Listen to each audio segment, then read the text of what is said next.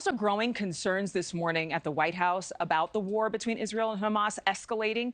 White House National Security Advisor Jake Sullivan, he's been sounding that alarm over the past couple of weeks. But on Sunday, further warnings about Iran proxy groups, a.k.a. terrorist groups, follows a series of U.S. airstrikes ordered by President Biden in retaliation of those terrorist groups targeting American troops in both Iraq and Syria over the past few weeks. Tom Dempsey, strong words from Iran's foreign minister addressing the UN, as well as our Secretary of State, Antony Blinken, over the weekend. Yeah, that's right. Good morning, Adrienne. Later today in Washington, President Joe Biden's defense team actually plans to meet with Saudi Arabia's defense minister, also the brother of Saudi Arabia's crown prince, as first reported by Axios. But look, this meeting all comes as concerns continue to grow of the war between Israel and Hamas, possibly expanding in the Middle East, especially with U.S. troops facing even more threats in the region.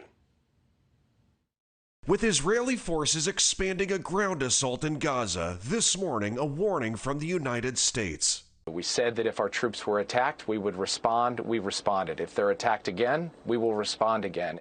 In an interview Sunday, National Security Advisor Jake Sullivan described the risk of war in the Middle East possibly expanding as real, days after the U.S. military conducted what it called self-defense airstrikes in Syria, targeting weapons and ammunition storage facilities used by Iranian forces and groups connected to Iran. U.S. defense leaders saying the strikes were direct retaliation for at least 19 attacks on U.S. forces since the Hamas invasion in Israel. The attacks involving drones and rockets leading to 21 U.S. service members suffering injuries. We've had multiple of our forces that have been injured in those attacks. The United States is finally pushing back on those Shia militants and on Iran to be able to make it clear we are going to stand up for ourselves in this.